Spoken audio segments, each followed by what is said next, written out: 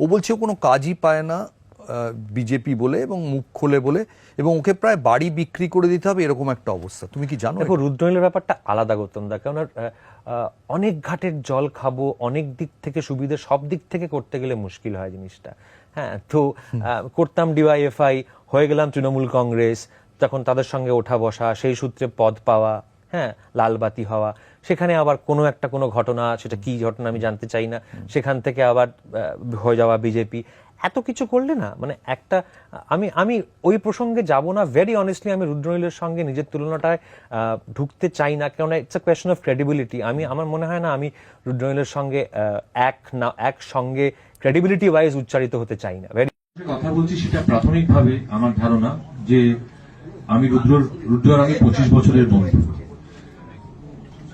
রুদ্র আর আমার মধ্যে এই 25 বছরের বন্ধুত্বের মধ্যে যত না বেশি বন্ধুত্ব হয়েছে তার থেকে বেশি মত পার্থক্য হয়েছে। সেই মত পার্থক্য কখনো আভ্যন্তরীণ নিজেদের মধ্যে হয়েছে, কখনো রাজনৈতিকও হয়েছে, কিন্তু আমরা এই বন্ধুত্বটার মধ্যে কখনো রাজনীতিটাকে আসতে দিইনি।